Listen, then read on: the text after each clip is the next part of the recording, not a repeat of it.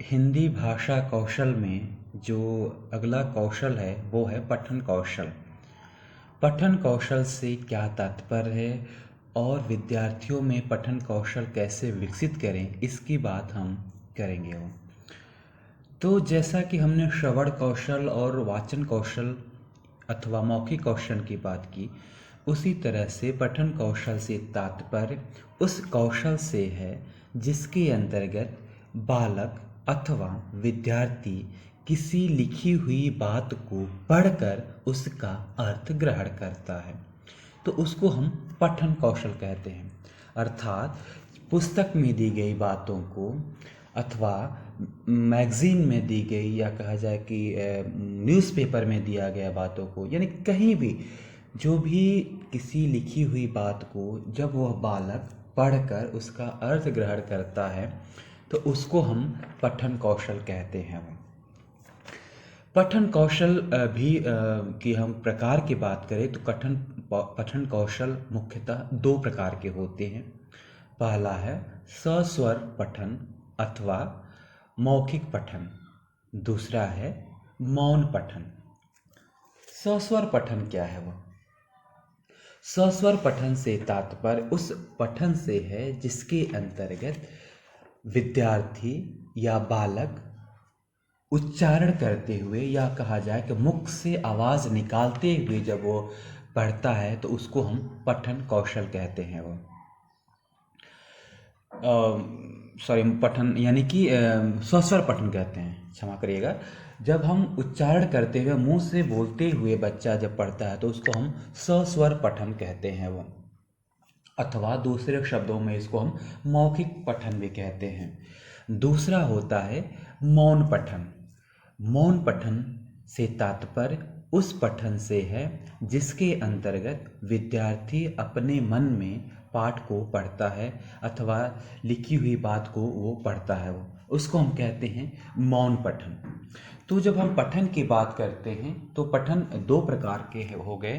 पहला हो गया सस्वर पठन अथवा मौखिक पठन, और दूसरा जो हो गया वो हो गया मौन पठन, यानी कि जो हम अपने मन में पढ़ते हैं अथवा जो बालक अपने मन में पढ़ता है उसको हम मौन पठन कहते हैं। वो अब हम आगे जब बढ़ेंगे तो हम देखते हैं कि मौन पठन भी दो प्रकार के होते हैं।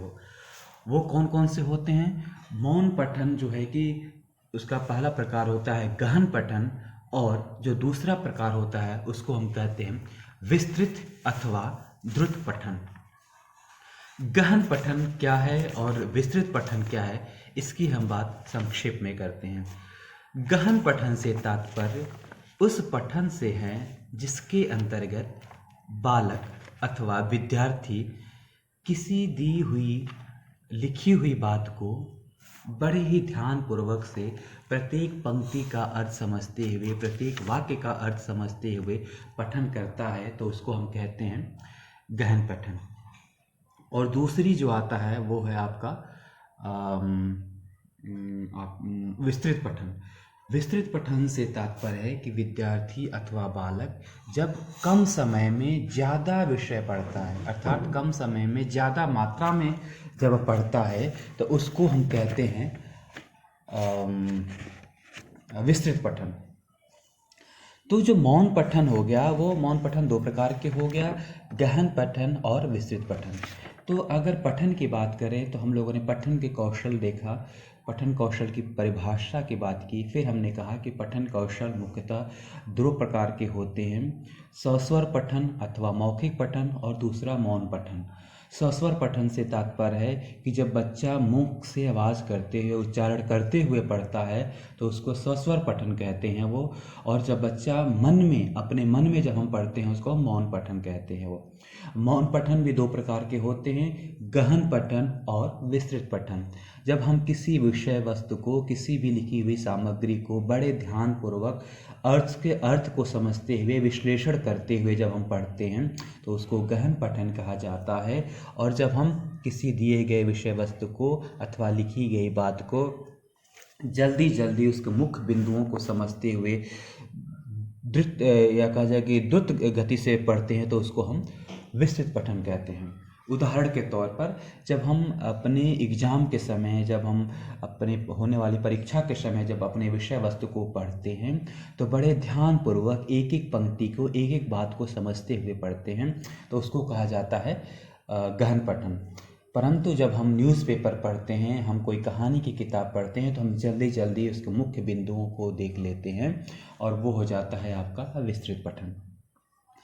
तो सस्वर पठन का भी उतना ही लाभदायक है और मौन पठन का भी बहुत ही उतनी ही लाभदायक है। वह सस्वर पठन अथवा मौखिक पठन प्राथमिक स्तर के विद्यार्थियों के लिए बहुत उपयोगी होता है, क्योंकि उनमें अगर कोई त्रुटि होती है, कोई उच्चारण संबंधी त्रुटि होती है, कोई मात्रा संबंधी त्रुटि होती है, तो उनको सुनकर चाहे घर में अभिभावक हो, चाहे विद्यालय में शिक्षक हो, उसको दूर कर सकते हैं।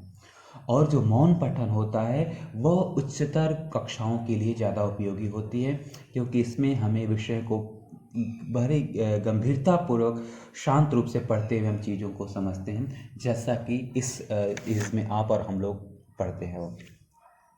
तो अब बात आती है कि पठन शिक्षण की विधियाँ क्या हैं, बच्चों में पठन शिक्षण कैसे हम विकसित करें। वो तो पठन शिक्षण विकसित करने के मुख्यतः 3 विधियाँ हैं: वर्णमाला विधि, शब्द विधि और वाक्य विधि।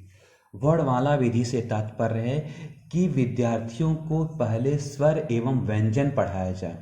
तो वर्णमाला विधि यही कहता है कि विद्यार्थियों को पहले स्वर और व्यंजन पढ़ाइए, उसके बाद से वो शब्द और वाक्य पढ़ेंगे। शब्द विधि कहता है कि नहीं, विद्यार्थियों को पहले शब्द पढ़ाइए वो, क्योंकि शब्द ही पूर्ण होता है, शब्द की एक उसका अर्थ होता है। वो शब्द विधि कहता है कि विद्यार्थियों को आ अ ई पढ़ाने की अपेक्षा आप उसको आम पढ़ाइए, उसको इमली पढ़ाइए, उसको ईख पढ़ाइए, तो वो हो जाता है शब्द विधि, यानी कि शब्द को पढ़ाना चाहिए वो। और वाक्य विधि कहता है कि विद्यार्थियों को छोटे छोटे वाक्य पढ़ाइए वो, यानी कि मैं खाऊंगा, मैं जाऊंगा, मैं पढ़ूंगा, छोटे छोटे वाक्य अगर वो पढ़ने लगेंगे फिर वो शब्द और वर्ड को तो अपने आप वो सीख जाएंगे। तो इनके माध्यम से हम पठन कौशल विकसित विद्यार्थियों में करते हैं, इन प्रमुख 3 विधियों के माध्यम से। अब बात आते हैं हम जब अगला जो हमारा कौशल है लेखन कौशल।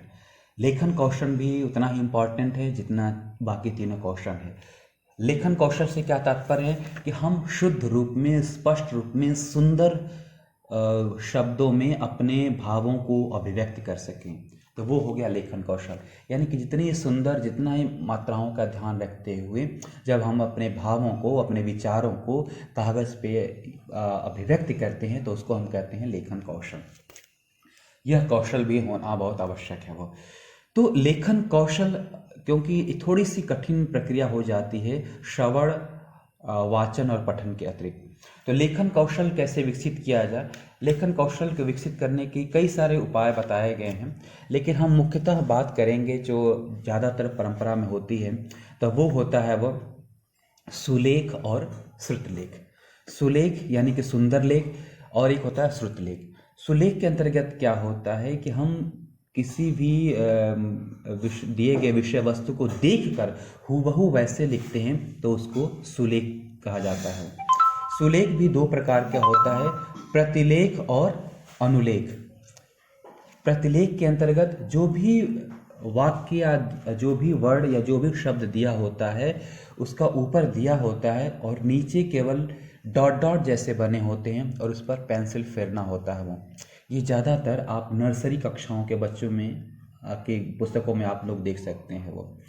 और प्रतिलेख क्या होता है कि एक पैराग्राफ को पुस्तक से देखकर अपने कॉपी में हूबहू वैसे लिखना होता है, सुंदर रूप से, मात्राओं का ध्यान रखते हुए, पूर्ण विराम का ध्यान रखते हुए, तो वो हो गया सुलेख।